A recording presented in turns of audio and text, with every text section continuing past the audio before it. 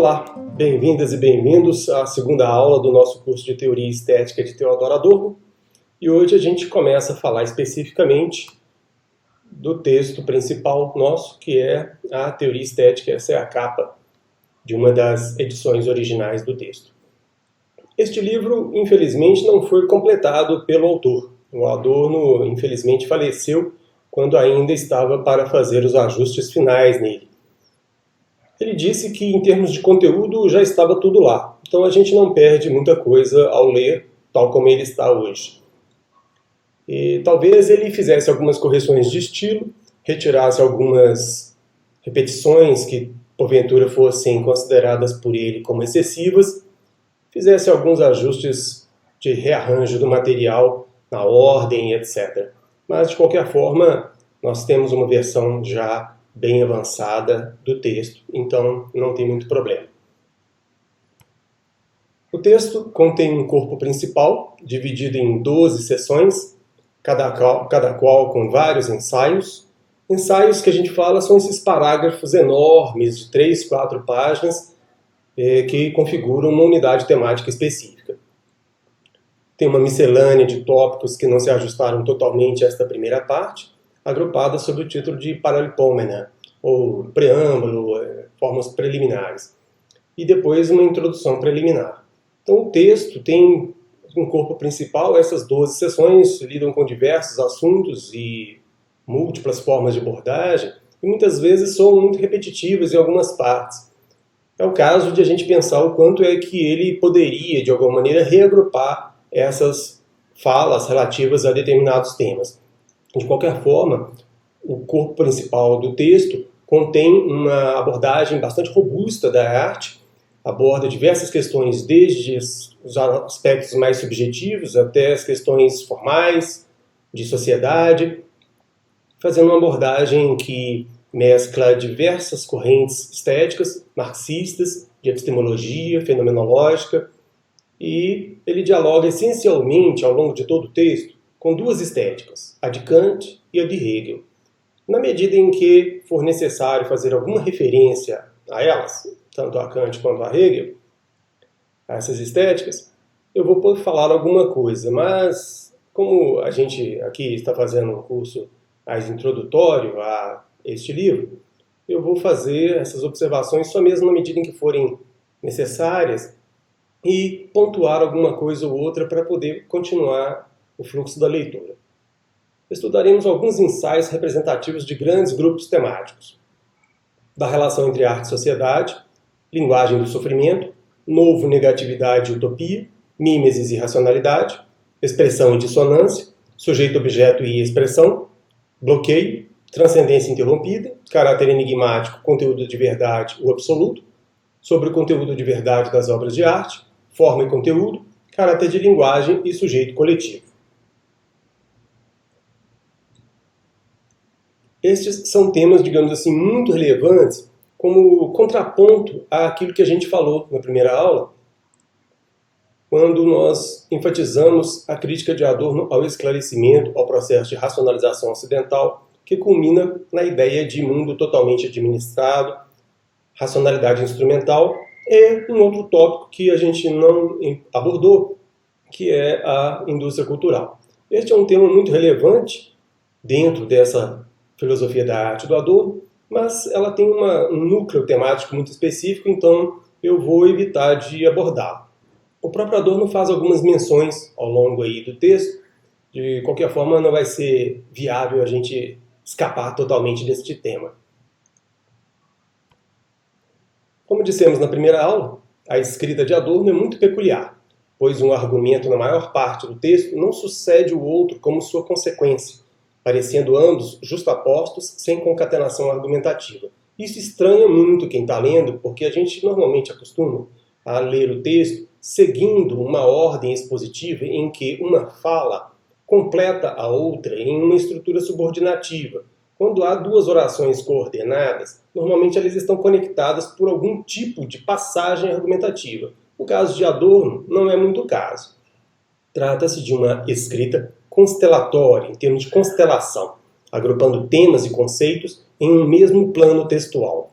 A ausência de divisão em parágrafos também causa certa estranheza, como eu falei na primeira aula, pois a leitura exige um fôlego extra. Uma boa ideia é fazer essa divisão por conta própria, marcando no texto.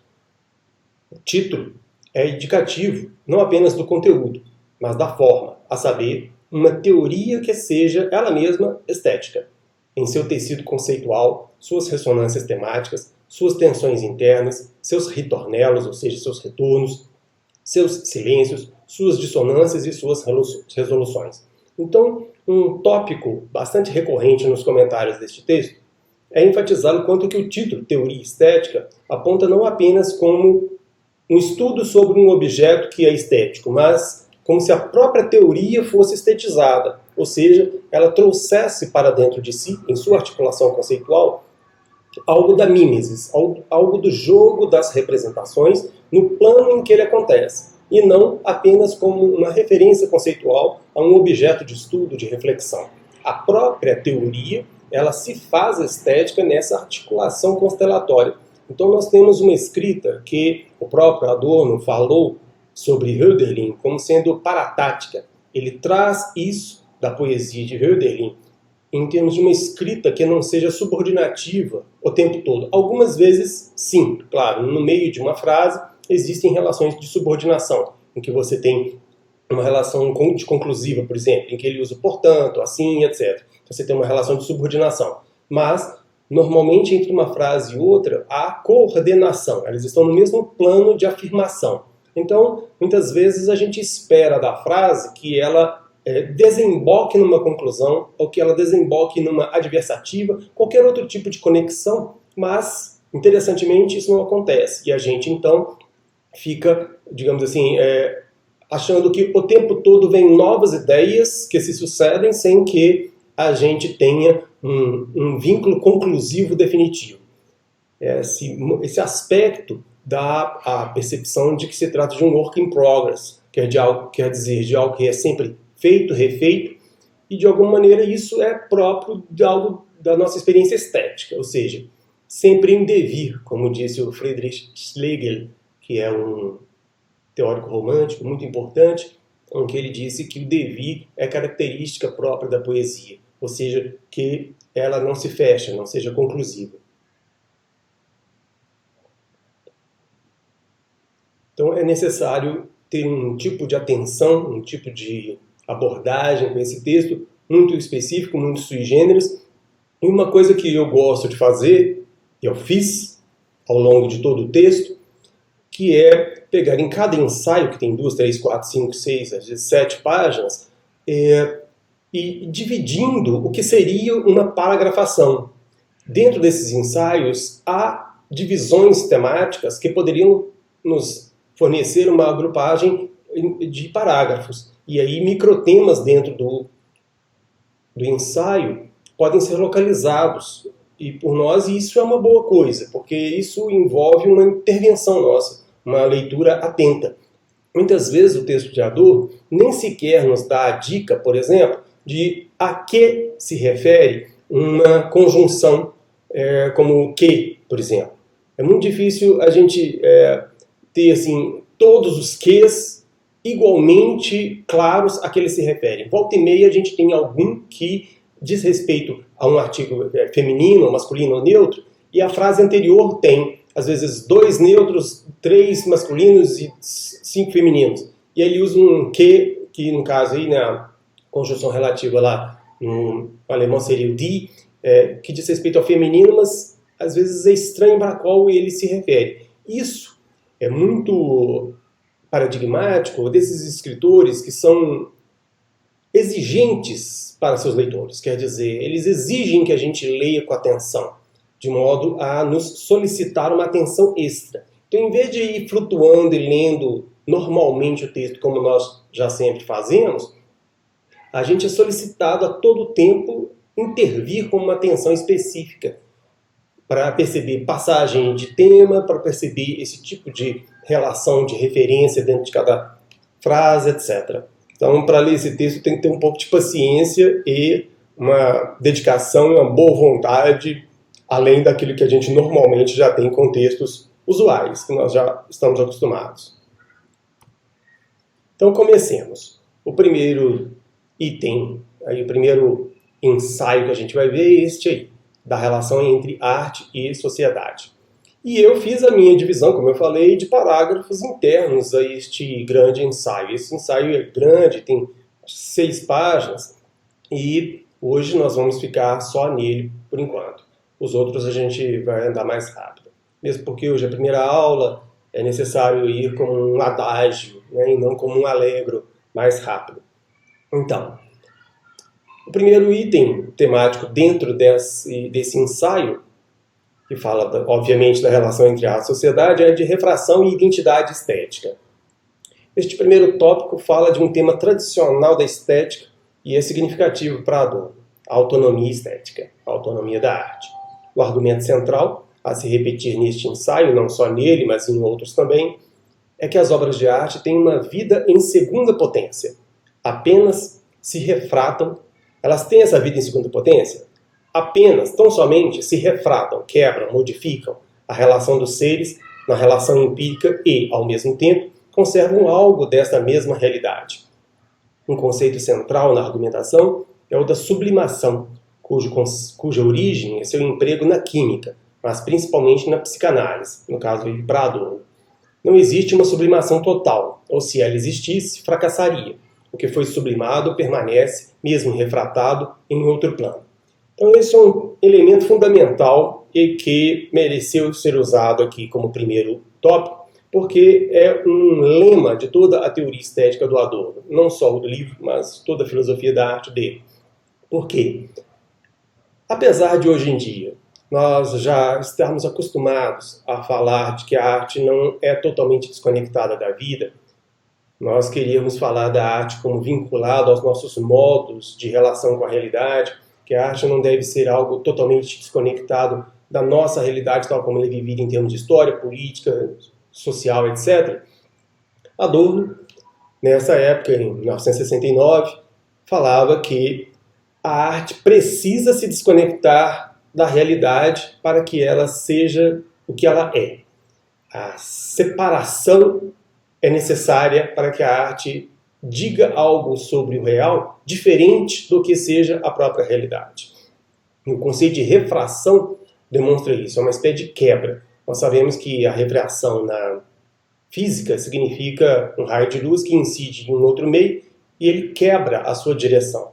Então essa refração significa uma espécie de mutação dos significados das coisas que, da realidade empírica, emigram para dentro, para o interior, para o plano próprio da arte. Então na arte vigora uma outra forma de vida que não essa da realidade empírica. Por isso ele fala de uma vida em segunda potência, uma vida própria, específica, que somente existe como tal pelo fato de que sublima o que é vigorante na realidade empírica, como tendo a sua vida historicamente condicionada. Sublimação, nós sabemos, foi usado, esse é um conceito usado originalmente na química, para falar da passagem direta de um meio sólido para o gasoso, em que a gente tem não só uma passagem do sólido para o líquido, no caso da fusão da água, e depois do estado de líquido para o gasoso, evaporação, nós temos a passagem direta, como de gelo para vapor imediatamente, como é o caso da naftalina. A naftalina sublima porque ela passa direto do estado sólido para o gasoso. Então note que esse conceito aponta para uma metamorfose essencial. No caso da psicanálise, a sublimação significa o fato de que uma pulsão sexual, que originalmente se dirige à satisfação sexual, passa a se satisfazer com objetos culturalmente elevados, não mais vinculados diretamente a essa satisfação com um objeto de cunho explicitamente sexual. Então, o trabalho intelectual, a arte, a religião, a ciência foram ditos por Freud como exemplos dessa sublimação, essa passagem radical de um plano ao outro. Então, no caso do Adorno, a sublimação não é só do âmbito sexual, no caso da psicanálise. Ele diz que tudo da realidade empírica é sublimado ao passar para a obra de arte, que então insere, articula um complexo imagético representacional em que todos os particulares ganham uma vida própria, ao se inserirem em uma totalidade que confere a eles um sentido específico. E um elemento fundamental aqui é o fato de que não existe uma sublimação total. A sublimação necessariamente conserva, no caso da estética, conserva aquilo que foi sublimado.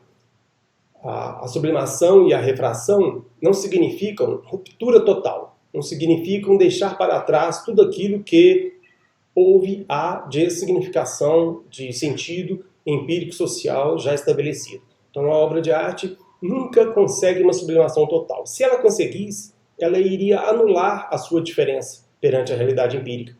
Essa é uma conceituação difícil, mas que a gente precisa acompanhar se a gente quer entender o pensamento de Adorno, a sua especificidade e a sua força, aliás.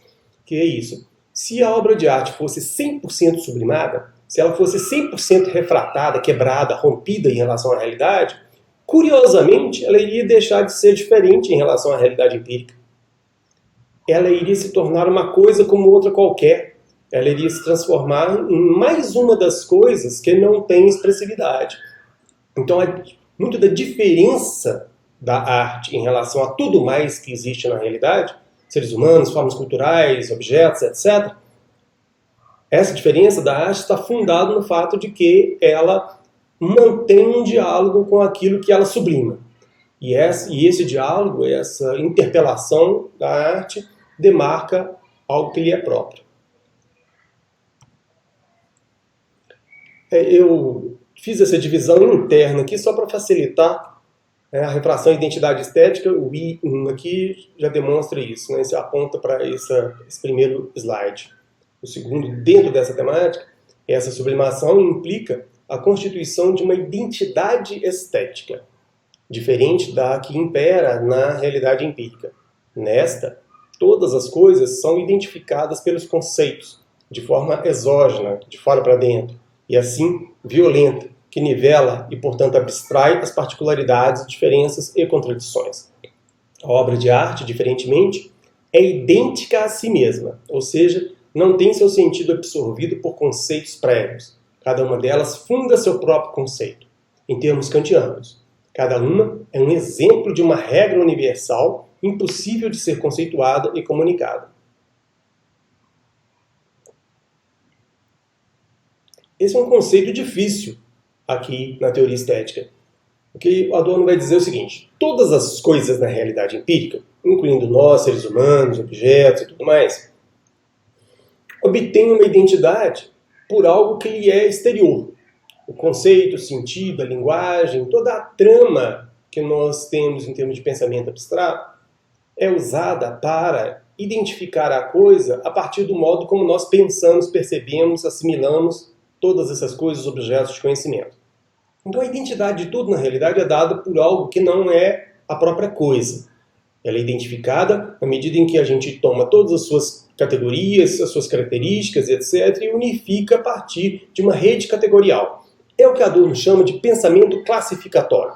A gente pega espécies, gêneros, âmbitos maiores, menores, faz correlações abstratas entre as coisas, entre conjuntos de coisas, etc., e chega a conceituações estabelecidas, demarcadas segundo a nossa gramática, segundo as formas linguísticas que nós usamos em cada caso. Pois bem, a obra de arte é diferente disso. Por quê? Obviamente, uma pintura é identificável a partir do conceito pintura, a partir do conceito quadro, coisa, objeto artístico, artefato. Há vários conceitos prévios que demarcam o objeto pintura como sendo isso aí. Uma pintura, uma coisa, um objeto, etc., um quadro, tudo mais. Um artefato. Só que aquilo que é interno à coisa como arte, ou seja, a sua dimensão artística propriamente dita, a sua configuração estética, não obedece a esses conceitos como aquilo que alcança a identidade a partir deles. O que há de estético dentro deste objeto, ou seja, a articulação das linhas, das cores dos objetos representados, ou das cores, da superfície, da rugosidade da tela, enfim, tudo aquilo que caracteriza propriamente o âmbito estético, artístico, somente vai ter uma identidade garantida, ou pelo menos almejada, em virtude da articulação interna desses elementos. Então, o que acontece? É como se cada obra almejasse criar um conceito que valesse só para ela. O Kant havia exprimido algo parecido quando ele disse que cada coisa bela é única. E essa sua unicidade parece se traduzir na ideia de que é como se cada uma fosse um exemplo de uma regra universal, em que, entretanto, só vale para essa própria coisa. De modo que não há uma possibilidade de a gente aplicar esta regra universal para outras coisas. Então, cada obra parece constituir um conceito que seria universal. Este é o paradoxo próprio da obra de arte em termos de sua identidade. Como esta identidade vai ser dada pela conexão tensa, pouco resolvida, mal resolvida entre os elementos particulares e essa percepção universal, esse proto-pseudo-conceito único para a própria coisa, logo, as obras de arte seriam, segundo essa leitura de Adorno, as únicas coisas que têm a identidade consigo mesmas, porque elas não são identificadas por algo alheio a elas. Elas, na sua singularidade e na sua multiplicidade, almejam a constituição de um conceito que as identificasse em seu próprio interior. Por isso que elas são idênticas a elas mesmas. Ao passo que um copo, uma mesa, um computador, uma tela, um carro, etc., são identificados por algo externo à própria coisa. Então, essa ideia de refração demarca o espaço da identidade estética. Ao refratar em relação à realidade, ao quebrar em relação à realidade, a obra de arte consegue esse tipo de identidade, sui generis, própria. E aí, muito do pensamento de Adorno vai ser um enorme elogio à arte, e um dos elementos dessa atitude de elogio é essa aí, em que somente a obra de arte consegue, ou pelo menos almeja, tem possibilidade de ter essa identidade em relação a si mesma. 3. Em função disso, a obra de arte resgata a dignidade do que é não idêntico nas coisas, do que escapa à malha conceitual, linguística, simbólica. Torna-o expressivo, com uma realidade de direito próprio, retirando-o da condição de algo marginal, insignificante, irracional, alheio ao plano cognitivo em sentido estrito. O não idêntico é um conceito importante em Adorno. Ele havia tratado desse conceito num outro livro anterior, que é a Dialética Negativa. É um conceito difícil de equacionar, é sujeito a múltiplas interpretações, a divergência de leituras em relação a ele, o que ele significa. Algumas pessoas falam que o não idêntico é vinculável à coisa em si de Kant, ou seja, aquilo que escapa totalmente ao conhecimento. Outros falam que o não idêntico é a dimensão de multiplicidade radical das coisas. É difícil de entender, mas de qualquer forma, para os nossos propósitos, a gente pode interpretar o não idêntico como aquilo que, nas coisas, não é captável pelo conceito, não é inteligível completamente pelo conceito, ou não é satisfatória a vinculação conceitual com a própria coisa, em termos de suas dissonâncias, contradições, etc. E toda essa malha conceitual deixa escapar aquilo que, na realidade, é tenso, é contraditório, diz respeito ao sofrimento, diz respeito à dimensão vital propriamente dita. E aí, o que a obra de arte faz, nesse processo de ganhar uma nova vida em segunda potência, é dar voz a isso que escapa totalmente à malha conceitual, de modo a tornar expressivo aquilo que, no âmbito da nossa vida cotidiana, é apenas marginal, é apenas periférico, é uma espécie de elemento residual na nossa relação com a realidade. Então, tudo aquilo que não se presta a essa unificação conceitual no âmbito da realidade empírica é trazido, no âmbito da obra de arte, a ter vida própria, voz própria, expressividade, eloquência. E então a arte resgata esse não idêntico das coisas pelo fato de colocar em jogo em sua totalidade essa vibração de significados, sentidos e consonâncias, dissonâncias que normalmente se perdem na nossa relação com a realidade usual.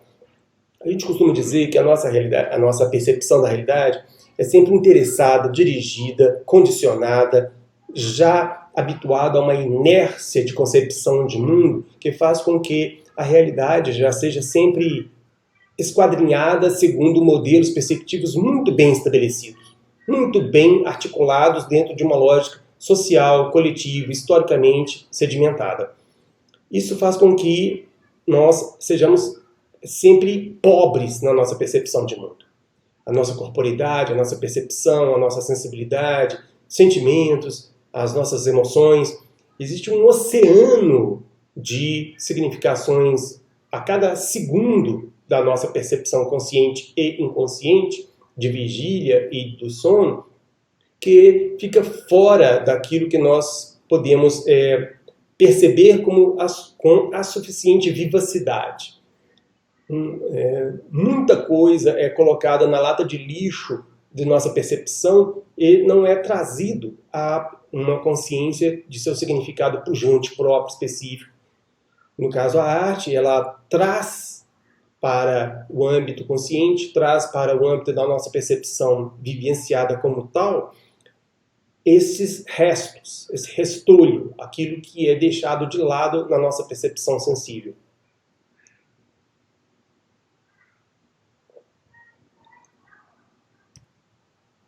O segundo item temático desse ensaio, a vida das obras de arte. As obras de arte não apenas representam ou figuram uma forma de vida diferente da empírica, pois elas mesmas possuem uma dinâmica vital própria. Elas não existem de forma única e definitiva, pois seu ser próprio depende do modo como são recebidas, interpretadas, concebidas, avaliadas ao longo da história. Todas elas possuem um núcleo temporal, sendo processuais. O fato de serem artefatos refere-se menos ao seu ser criado, provavelmente a referência aqui é Heidegger, e mais à sua constituição própria, sua dinâmica de significados que se sucedem ao longo do tempo. Então, as obras de arte elas têm uma vida própria, específica. No começo do texto ele fala que a obra de arte sublima essa percepção do se conservare, de algo que se conserva por si mesmo, de modo agora sublimado, ou seja, em segunda potência, como uma vida própria. Ao longo do texto, Adorno vai falando diversos aspectos dessa vida em segunda potência. Então é difícil, assim, logo no início, com poucas indicações, com poucos elementos, entender de forma cabal o que significam essas vidas em segunda potência, as revelações, a sublimação. É necessário caminhar um pouco mais no texto para ir ficando mais claro. Mas a ideia do Adorno aqui é falar o seguinte, olha, a obra de arte tem uma vida própria.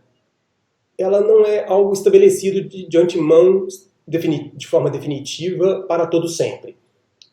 O que é, digamos, uma cantata de Bach? Aquilo que foi feito em 1737 não é a mesma coisa que tal como ela foi ouvida, recebida em 1800, também não em 1900, também não hoje em 2020. A obra de arte é um processo entre a coisa, o objeto, o som, o quadro, o livro e aquilo que nós lemos. A obra de arte é processo. Em um outro item do texto, que é importante também, e se der tempo eu posso até incluir no nosso comentário, se chama Interpretação, Comentário e Crítica, ele vai dizer que a obra de arte não é nem a coisa e nem a nossa interpretação da coisa, e sim o processo entre essas duas coisas. E, em virtude disso, a obra de arte tem um núcleo temporal, porque ao longo do tempo, essa correlação entre nossa leitura, nós, assim, seres humanos em geral, e a obra, essa correlação vai mudando ao longo do tempo. Por isso que ele fala que estratos temáticos surgem, desaparecem, as obras de arte podem morrer, quer dizer, elas podem não mais representar algo que seja significativo, ao mesmo tempo em que elas podem ser resgatadas, podem ser retomadas e, portanto, elas ganham novos significados, ganham uma nova vida. E por isso que a obra de arte não é nem a coisa tal como ela é vista, tocada, percebida como o quadro, mas também não é o conjunto de nossas leituras dessa coisa. É este meio do caminho que é processual.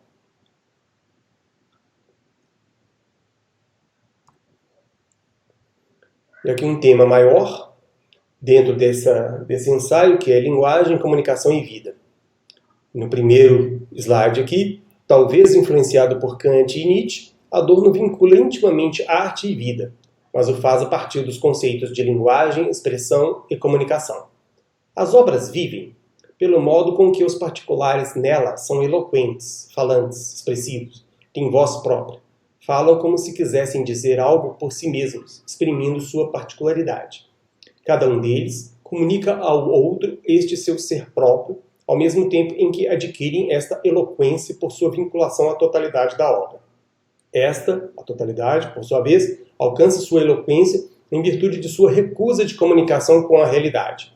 Somente por seu mutismo a arte se torna eloquente.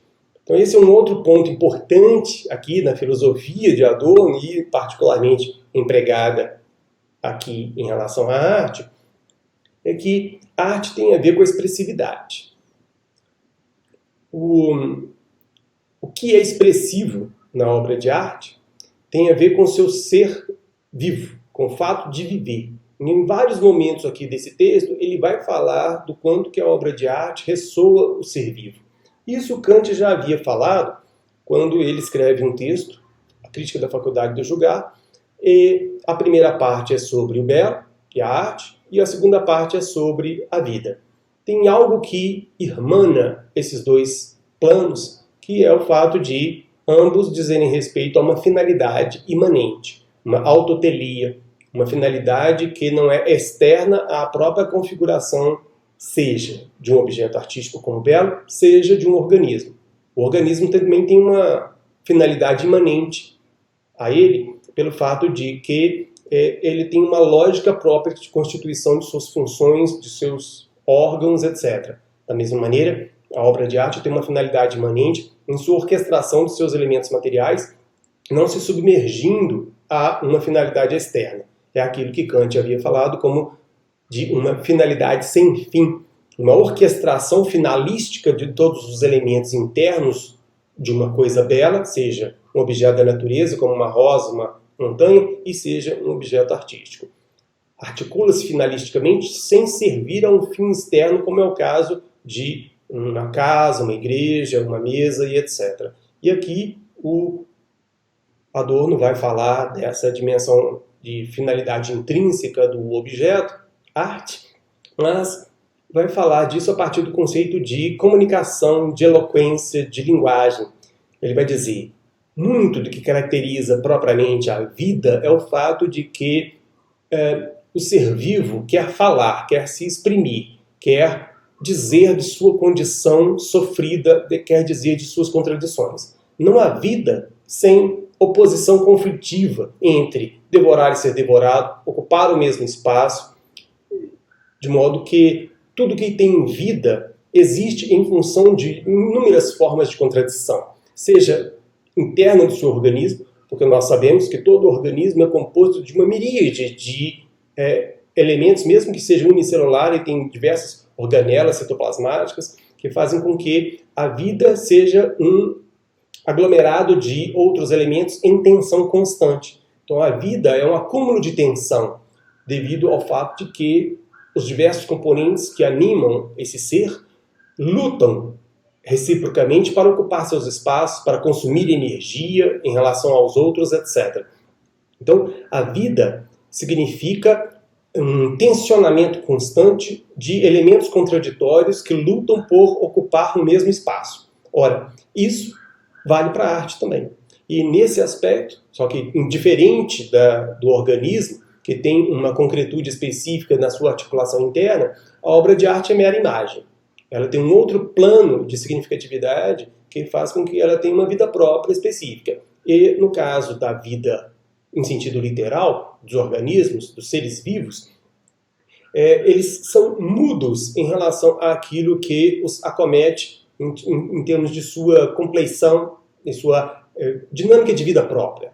o modo como elas sobrevivem, insistem em viver, subsistem ou morrem. No caso da obra de arte, diferentemente, ela quer dar eloquência àquilo que na vida permanece mudo ou permanece insuficientemente eloquente em sua dimensão vital, em sentido estrito.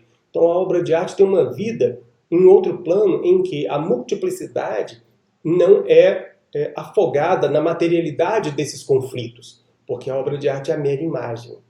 Então ela tem uma depotenciação em relação à vida que faz com que ela tenha, na verdade, uma segunda potência, quer dizer, em outro plano, que o que é vital nela é o fato de que ela é capaz de exprimir essas tensões contraditórias que animam a relação entre os particulares. É por isso eles se tornam eloquentes.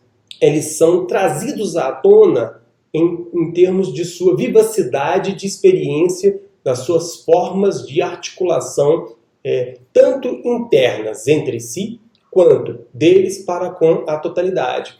Então nós temos uma expressividade do particular como tal, em sua relação com a totalidade.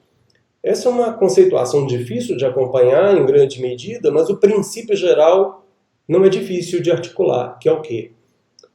Os elementos particulares, na obra de arte, ganham uma vivacidade específica em suas diferenças, contradições, dissonâncias, pelo modo com que se inserem em uma totalidade, constituída de tal maneira que a sua unidade é extraída desta mesma multiplicidade, de tal maneira a retornar para essa multiplicidade um sentido próprio, novo, diferente daquilo que houve e existia na realidade empírica. Então, nós temos uma relação propriamente dialética, no sentido técnico do termo, entre os particulares e a totalidade. Um não vive sem o outro e faz com que ambos sejam reciprocamente dependentes, e o que é próprio da obra de arte é que a totalidade não é imposta aos particulares, ela emerge deles. Essa é uma outra forma de dizer aquilo que a gente havia falado antes, que a obra de arte é idêntica a ela mesma. Pelo fato de que a sua totalidade emerge dos particulares, ele lhes confere a suficiente inteligibilidade, compreensibilidade, diferente daquilo que acontece aos particulares na realidade empírica. E essa última frase aqui toca num ponto que é importante para Adorno em toda uma temática da teoria estética, que é a obra de arte só é expressiva porque ela tem um mutismo, porque ela é muda, em certo sentido. A falta de comunicação é que faz com que, a falta no sentido de falha, não completude, a parcialidade da comunicação é que faz com que ela seja expressiva. É pelo fato de recusar comunicar uma intenção específica, um conteúdo previamente estabelecido segundo uma consciência que se tem, é que a obra de arte pode alcançar uma expressividade. A expressividade é necessariamente algo difuso, que não cabe num direcionamento conceitual prévio, linguisticamente estruturado e simbolicamente legível.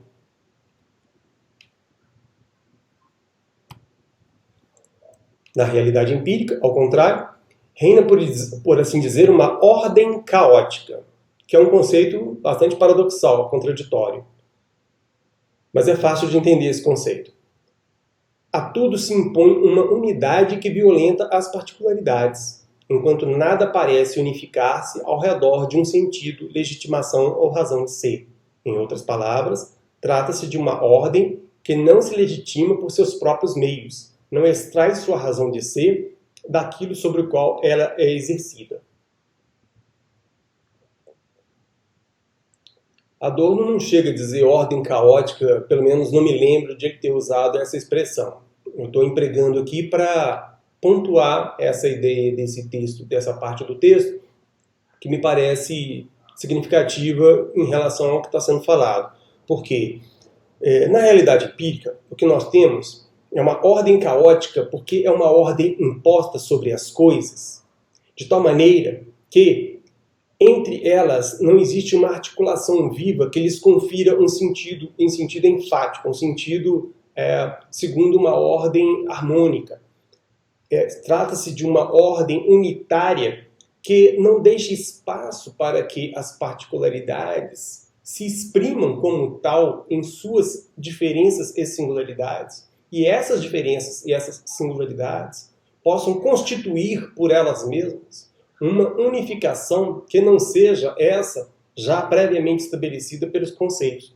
Então, o pensamento classificatório, conceitual, a racionalidade instrumental, o número, a lógica formal, enfim, todos os âmbitos linguísticos, matemáticos, lógicos e de articulação simbólica da nossa realidade, tudo isso, por mais detalhado, por mais vivo que seja, na nossa relação usual, empírica, social e histórica com a realidade, impõe uma ordem exógena em relação aos objetos.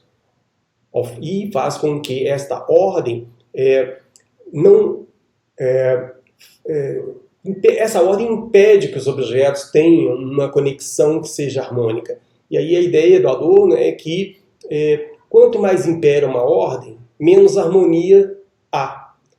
A ordem, ela unifica sem deixar espaço para que surja uma harmonização que seja perpassada pelo complexo enriquecedor das diferenças, multiplicidades e singularidades. Por isso você tem uma ordem que é um caos. É uma ordem imposta e que abafa as diferenças, que, portanto, elas ficam sem essa unificação de sentido. Então, trata-se de uma ordem sem sentido, uma ordem absurda, uma ordem que não tem essa vivacidade de sentido que seria própria de nós, seres humanos.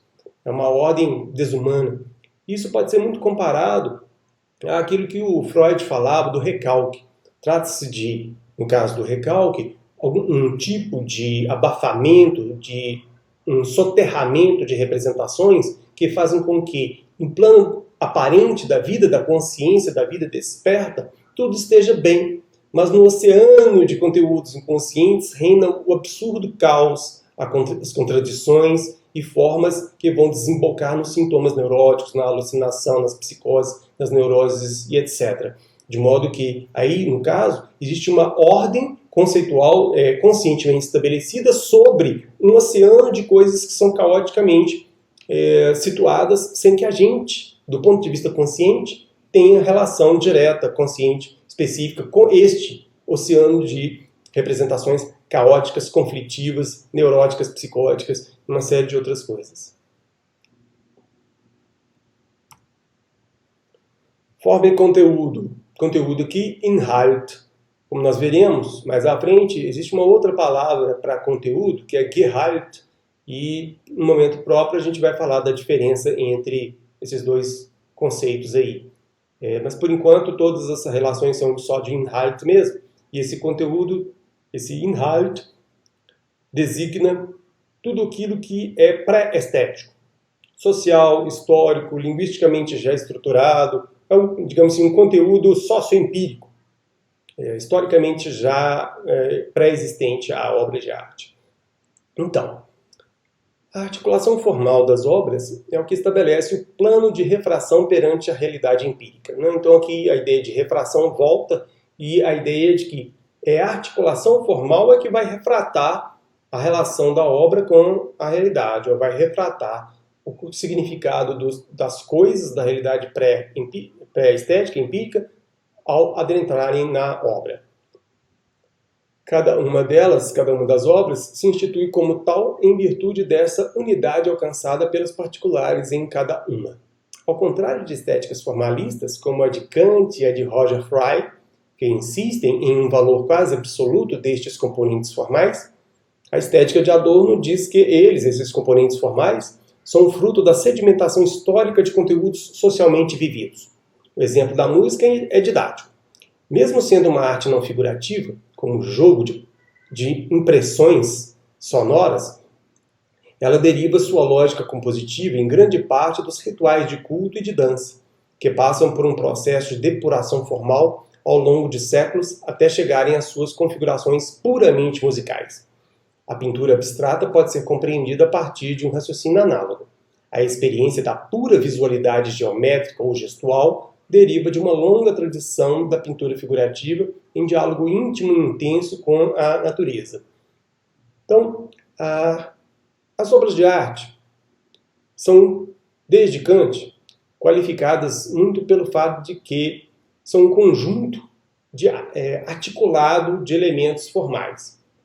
Kant havia dito que o que interessa, que valorizado propriamente no objeto estético, artístico, belo, é a sua forma, é a sua articulação formal, seus elementos que compõem essa totalidade do quadro, como sendo o desenho, a composição, o ritmo na música, de modo que a cor na pintura, por exemplo, ou o timbre dos instrumentos musicais propriamente ditos, não contribuiria para a forma dos objetos. Roger Fry insistia bastante no fato de que o que conta de valor para a obra de arte não é o fato de ela representar uma pessoa, uma outra coisa da realidade, um palácio, e sim o fato de que existem relações de claro e escuro, uma linha ascendente, uma linha descendente. Ou seja, importa para essas duas estéticas a articulação propriamente dos elementos e não aquilo que é articulado, ou seja, a cor, o timbre, as relações cênicas, aquilo que é representado em termos de uma realidade histórica, como um castelo, uma casa, par de sapato, no caso do Heidegger, tal como ele comentou na origem da obra de arte. E o que o Adorno vai dizer é o seguinte: a obra de arte, por mais que possa ser formalista, puramente constituída por essa articulação de elementos que não têm referência à realidade, como, por exemplo, a música sem texto. Uma música sem texto pode dar ensejo a essas leituras da obra de arte como um puro jogo que se satisfaz a si mesmo. Ele vai dizer, mesmo uma arte mais purificada de qualquer tipo de referência representacional figurativa da realidade, é um sedimento de experiências coletivas. A música, diz ele, tem hoje essa depuração formal que nós percebemos nela, mas ela surgiu de relações cultuais, de danças, de relações que não são apenas da ordem desse conjunto de sons articulados em si mesmos, segundo uma lógica que aparentemente é autossatisfatória. Ela é um resultado de um processo de depuração formal, mas que carrega para dentro de si toda essa significatividade. Então as danças e os rituais culticos, de alguma maneira, ainda permanecem na obra de arte musical puramente constituída como uma articulação abstrata de sons. O que a gente ouve como pulsação na música, como este impulso, é devedor daquilo que um dia a obra de arte foi, como a obra de arte musical foi, como aquilo que acompanhava toda a ritualística. Então a invocação dos deuses com os tambores, o tipo de alegria que desperta a flauta, que ressoa o assovio de quem alegre vai assoviando uma melodia pela rua, tudo isso demonstra que aquilo que hoje é uma articulação meramente formal, segundo determinada leitura, na verdade, acaba demonstrando uma vinculação de uma herança de algo que foi conteúdo socialmente vivido, como relação de culto com deuses. Ruptura e continuidade entre arte e sociedade. A separação e a continuidade entre arte e realidade empírica ocorre de forma polêmica, sempre situada nos contextos de cada obra. Em alguns momentos, pesa mais a descontinuidade crítica, a ruptura. Em outros, o prolongamento do conteúdo social. Em cada caso, é necessário perceber tanto o salto qualitativo para o especificamente estético, quanto a herança e dívida para com a dimensão histórica. Definir a arte pela posição de uma esfera autônoma exclusiva ou pela vinculação com os estratos de experiências individuais e coletivas, descura o que constitui a arte como um produto único do espírito, a saber, como posicionamento crítico de sua identidade perante a alteridade social. Então, o que demarca propriamente a autonomia da obra de arte é que ela é polêmica, ela não é estabelecida de uma vez por todas. Cada obra de arte, segundo seus meios próprios, segundo sua qualidade estética, segundo os meios e os materiais de que ela se serve, procura se colocar perante a realidade. Algumas vezes a gente tem, por exemplo, uma obra como o de Mondrian, na sua fase final, em que você tem linhas pretas dividindo espaços brancos e de cores primárias, uma absoluta relação de distanciamento em relação à realidade. Em outros momentos, nós temos uma vinculação crítica específica, própria, como é o caso da pop art, em que nós vemos uma apropriação crítica de da cultura de massa como elementos internos às próprias obras. Em todos os casos, o que está em jogo é o fato de que é necessário perceber o quanto a obra de arte se descola em relação à realidade empírica e passa a constituir uma linguagem própria e precisa ser decodificada segundo essa linguagem própria, e ao mesmo tempo o quanto é que ela deriva de experiências anteriores que fazem com que ela ganhe um sentido específico nesse salto para uma nova realidade. Então, a ideia de que se trata de uma forma polêmica de relação com a realidade é importante aqui, pelo fato de que o tempo todo as obras de arte têm que, digamos assim, cavar o seu espaço próprio, tem que demarcar o seu espaço, e isso é feito com mais e menos aproximação com os conteúdos, de modo que cada obra de arte precisa se arrogar um espaço próprio segundo o modo com que ela intervém na realidade, no sentido de se apropria de determinados elementos da realidade e os ressitua em outro plano de significação. Então a refração que o Adorno fala em relação à realidade estabelecida pelas obras de arte não é um conceito que se estabelece de forma definitiva. Cada obra de arte precisa fazer a sua própria refração, segundo seus meios, segundo uma dinâmica localizada no contexto histórico, pela demanda que é feita em termos dos problemas que são colocados para cada artista no seu fazer. Em determinado momento, artistas são levados a propor uma linguagem absolutamente depurada. Em outros momentos, eles são levados a um diálogo com formas específicas de vida, modo com que nós vivemos especificamente a nossa realidade histórica. Força e relação produtiva estética. Em graus e formas variadas, cada obra de arte precisa exercer um domínio sobre a natureza. É necessário modelar a argila, cinzelar o mármore, mesclar e separar as tintas cores, harmonizar e tensionar os sons, articular e fazer ressoar as palavras. É estranho, porém, que Adorno diga que a força produtiva estética é igual à do trabalho útil e tem em si a mesma teleologia. Essa igualdade somente parece fazer sentido no plano puramente material, ao lidar com a natureza em seu sentido mais imediato.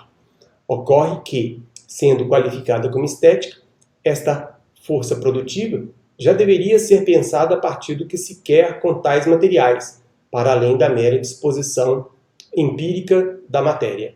A ideia fica mais estranha pelo fato de Adorno ter incluído a própria teleologia ao igualar a força produtiva estética à empírica. Então, aqui Adorno vai enfatizar algo que outros filósofos já haviam falado, como é o caso de Heidegger, e até o próprio Kant já havia falado, que toda bela arte tem uma dimensão mecânica, precisa lidar com a matéria, precisa se haver com o fato de que toda obra de arte tem uma matéria a ser transformada. Ao falar do esclarecimento do processo de racionalização ocidental, um conceito que aparece muito é o de domínio da natureza. A dominação da natureza é um conceito que perpassa muito da dialética do esclarecimento. E Adorno vai dizer que a arte também precisa de uma dominação da natureza, precisa dominar a natureza. Então quem faz música, quem dança, quem faz pintura, sabe perfeitamente que precisa se haver com o fato que, no caso da dançarina e do dançarino, o corpo tem peso.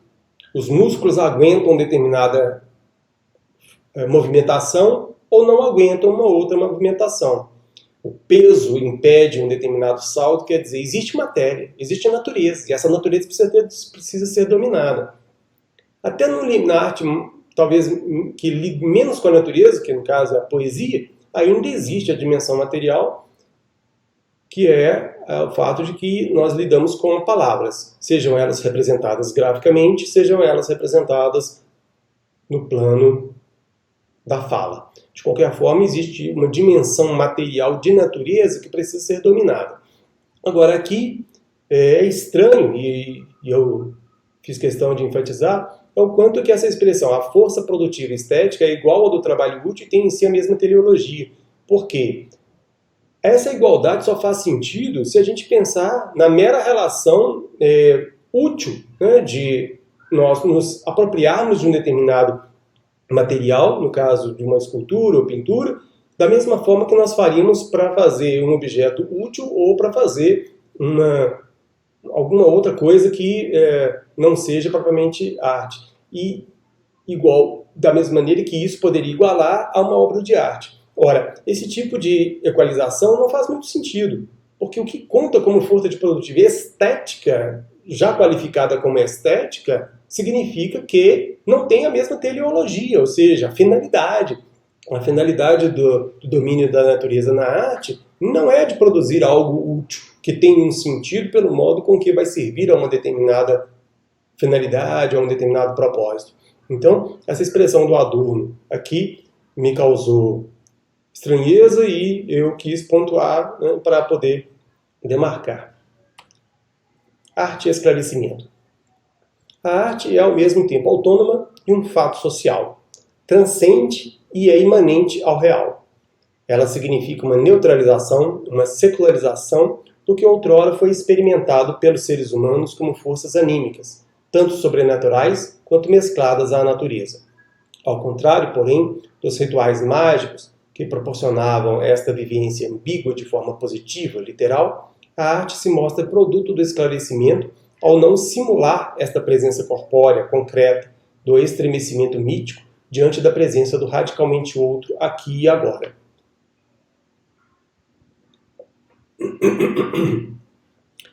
Essa parte do texto ela pode ficar muito confusa, estranha e ininteligível se a gente não entra com uma consideração filosófica de Adorno, mobilizada por ele na dialética do esclarecimento. Porque lá ele fala que a concepção de mundo nasceu de forma dialética. Quando, numa sociedade primitiva, uma árvore é vista ao mesmo tempo como uma coisa, árvore, e como emanação de uma força sobrenatural. Um dos conceitos usados por diversas civilizações para demarcar isso que é o sobrenatural é o mana. Mana seria o espírito que move. Não é propriamente um deus. É uma força cósmica que emana nas coisas pontualmente percebidas como tendo uma força específica, como o rugir de um tigre, a força de um trovão, o impacto de um raio, a força avassaladora de uma avalanche, etc. E o que significa propriamente essa experiência anímica com a natureza? É de perceber que a natureza é ela e não é ela ao mesmo tempo. Essa é uma espécie de duplicidade. A coisa natural é ao mesmo tempo sobrenatural. Ela incorpora uma força que não é ela. E isso é que é propriamente o estremecimento mítico. De que as coisas sejam fantasmáticas, fantasmagóricas, que elas sejam elas e não sejam ao mesmo tempo. E isso era percebido de forma literal na realidade pelos seres humanos. Ora, a arte faz uma secularização dessa experiência, uma neutralização dessa experiência, desta ambiguidade da presença do radicalmente outro naquilo que é aqui e agora singular e específico. Então, muito da experiência religiosa consiste nisso, de perceber o quanto que aqui e agora, neste espaço, em meu corpo, no corpo do outro, etc., há uma coisa que não é essa coisa, corpo, não é esse espaço, etc. Então, numa hóstia, num ritual religioso, enfim, numa imagem sagrada, se vive isso ainda, essa experiência primitiva arcaica, que é o quê? O fato de que a coisa é singular, mas não é ela ao mesmo tempo. E o que faz a arte? Ela neutraliza isso. Porque a obra de arte é ao mesmo tempo esse conjunto de sons, mas não é esse conjunto de sons. A arte tem um significado do que transcende substancialmente a sua singularidade, mas de forma neutralizada, porque ele diz aí no final desse trecho que ela não simula a positividade dessa experiência mágica, mística, mítico-religiosa.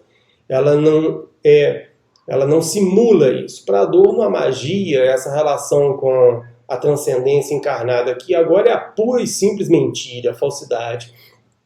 Mas a obra de arte não simula isso. Ela seculariza, ela neutraliza esse impacto do religioso e passa a erigir como elemento de sua própria linguagem, de sua identidade, essa relação ambiguamente mística, mítica, tal como era vivido no símbolo religioso. A obra de arte não é um símbolo religioso porque ela não simula este impacto da ambiguidade estremecedora de uma força universal que se encapsula e se manifesta na singularidade aqui e agora.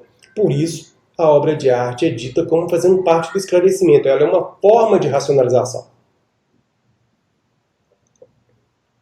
É uma forma de racionalização sui generis, muito própria. Porque ela não simplesmente nega de forma radical essa dimensão mágico-mística, tal como é o caso da ciência, que quer negar toda e qualquer relação de alteridade na particularidade. O que é uma coisa. Não há uma ultrapassagem dela para um outro plano de significatividade. Ao passo que a arte conserva atenuada, neutralizada, essa experiência estremecedora da presença do universal no particular. Reflexo estético das contradições sociais. Esse é um tema clássico nesse texto e vai se repetir. A ideia da forma como conteúdo histórico-social sedimentado agora é referido de modo mais específico, pois essa sedimentação se dá como resposta da arte a uma inquietação social. Os antagonismos não resolvidos da realidade retornam nas obras de arte como problemas imanentes de sua forma. Isso pode ser compreendido de várias maneiras, e uma delas é que a articulação entre cada elemento particular da obra e sua totalidade é uma reconfiguração do vínculo entre indivíduo e sociedade, exprimindo ao mesmo tempo o desejo de liberdade, o estado de opressão, a consciência relativa a este estado de coisas, a impotência do indivíduo, a força de sua reflexão, etc. Não que tudo isso esteja sempre igualmente expresso em uma determinada obra, mas cada uma delas tenderá a ter importância, papel e significado estético pelo modo com que se move em meio a tais questionamentos. Então, cada obra, em seguida a gente vai ver 2 exemplos, mas em cada obra está em jogo uma articulação formal, estrita, rigorosa, que tem como problema intrínseco dessa sua articulação formal uma forma de tradução de conflitos socialmente vividos. Então, todo um conteúdo social que é vivido de forma conflituosa, insatisfatoriamente resolvida, escamoteada, recalcada, etc., esse conjunto de elementos retorna na obra e se transforma como problemas imanentes da forma, quer dizer, como problemas formais de cada obra.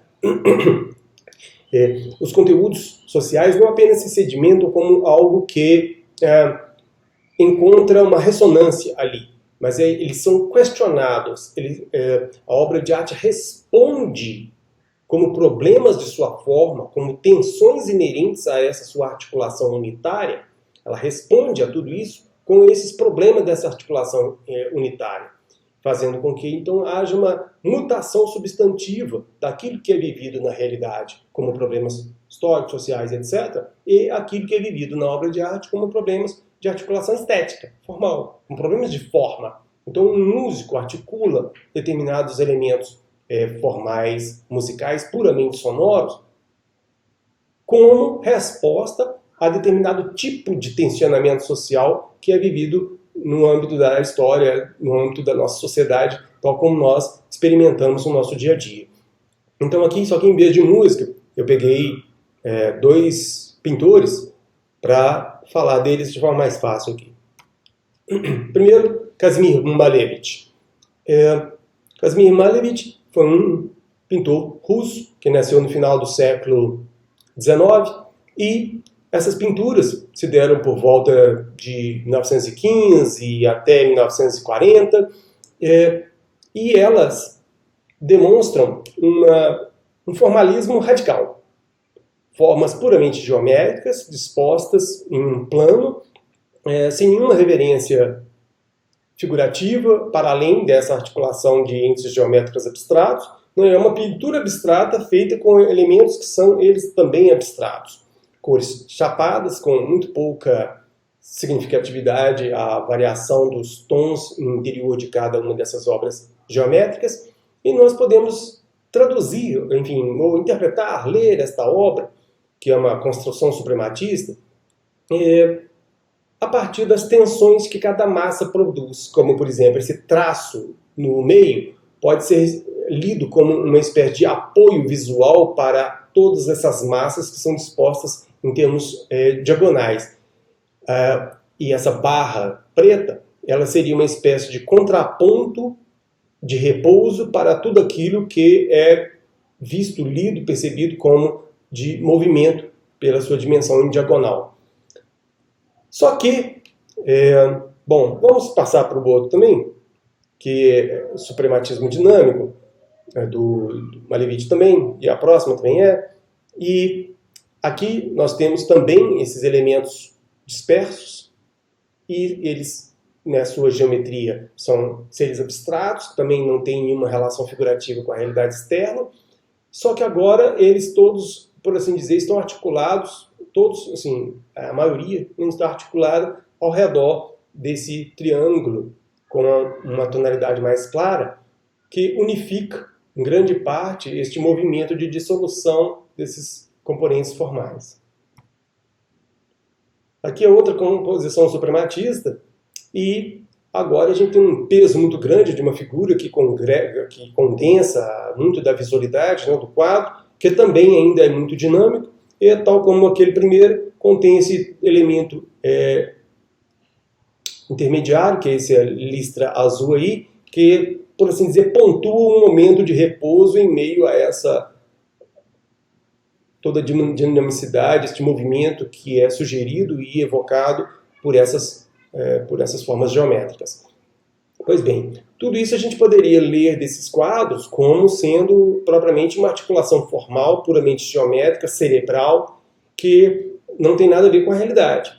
Só que muitos dos problemas de configuração dessas obras aí ressoam um espírito de tempo da época que é propriamente a de uma Rússia que estava saindo de uma forma de vida essencialmente do campesinato, do czarismo, para uma nova forma que culminou na Revolução Bolchevique, que fez com que se instaurasse o socialismo, o comunismo naquele país e formasse a União das Repúblicas Socialistas Soviéticas.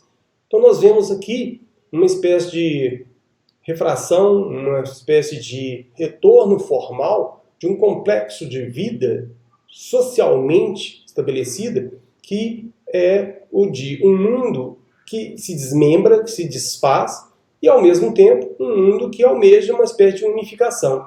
Mas uma unificação que ainda não estava dada, não estava estabelecida, não se sabia como era. De modo que aqui a gente percebe uma espécie de ânsia por uma unificação que ainda é precária, quer dizer, o movimento aqui de dissolução parece tão forte quanto o movimento de unificação. E a unificação parece ser mais dinâmica do que a estática, ou seja, não há uma unificação que estabeleça um ponto a partir do qual todo o quadro seja articulado e unificado. Ou seja, existe uma unificação dinâmica, uma unificação em virtude da aglutinação das diferenças das formas e pelo modo com que elas dispõem elementos dinâmicos e de movimentos no próprio quadro. Jackson Pollock, Um Homem no Centro de Sua Tela, é uma obra mais inicial dele e ela demonstra claramente um movimento rumo a um caos, um movimento rumo a um desfazimento desses compromissos de figuração e de articulação unitária a partir de uma concepção prévia do que estabeleça essa unidade. Quer dizer, aqui a obra parece se entregar aos seus próprios meios e parece confiar a eles a tarefa de constituir uma unidade sem que se saiba propriamente o que vai resultar de unificado dessa obra. E isso já fica mais claro nesta outra, que é uma obra belíssima, ela é enorme, tem mais de 5 metros de comprimento, em que o artista usou a sua famosa técnica da dripping, do gotejamento, em que ele furava latas de tinta e ia rodando as latas e formando essas figuras e ia sobrepondo camadas de vernizes e de esmaltes acrílicos pela tela. E aí é muito claro o quanto é que existe uma vinculação do que é caoticamente vivido e a unificação que não se sabe de onde que virá. A obra parece apostar em uma unificação que é colocada como eterna incógnita. E aí, o que nós podemos perceber é uma espécie de sedimentação de uma experiência de mundo em que vigora uma ruptura radical do indivíduo em relação à unificação coletiva. Significa a individualidade como deixada ao seu próprio destino, sem que haja uma garantia prévia de sua subsistência.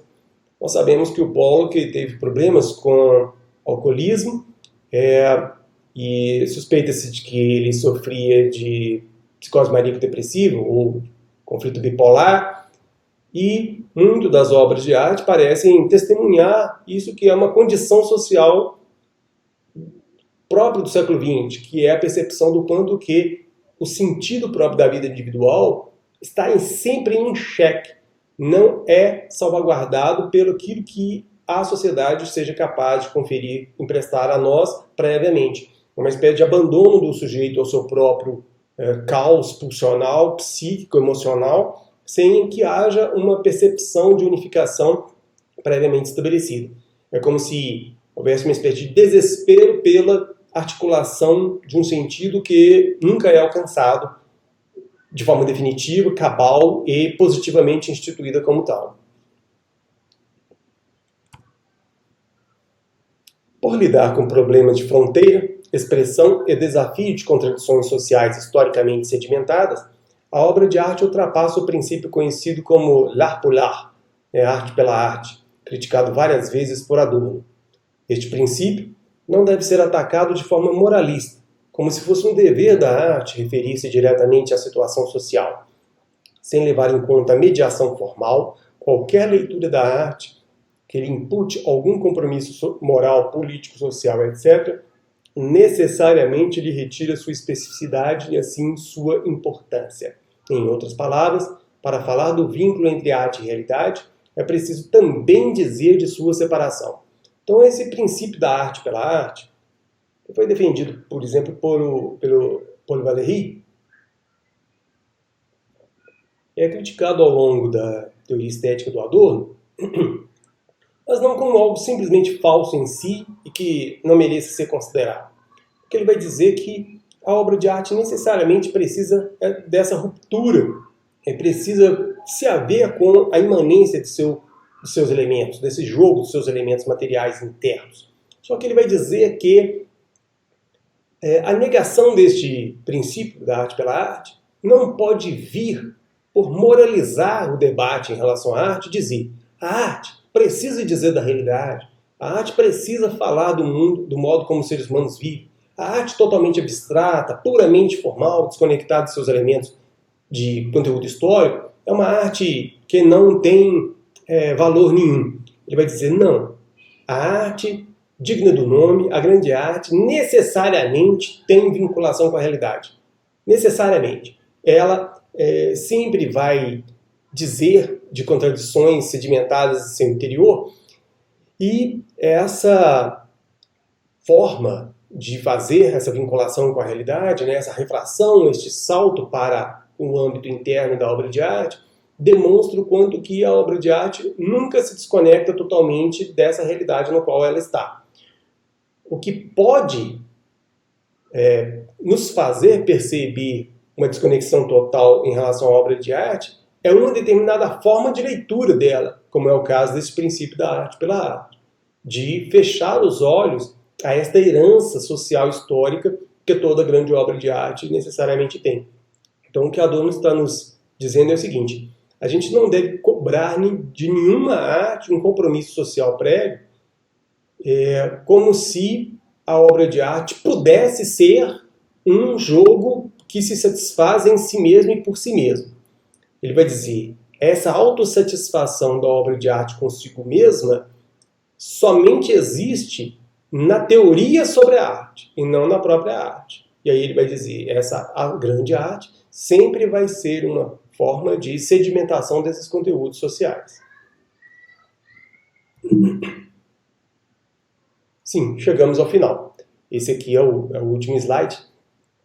Eu não quis avançar muito hoje, pelo fato de que, como nós estamos no início, né, e eu disponibilizei o texto para a turma ontem, então certamente vocês não tiveram tempo para ler.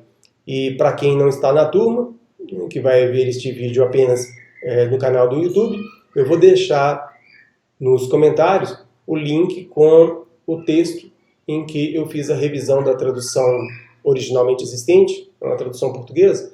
Vou disponibilizar hoje a primeira parte, as primeiras 10 páginas do conjunto, do arquivo todo, e depois, no próximo vídeo, eu coloco as outras páginas, né, a segunda parte.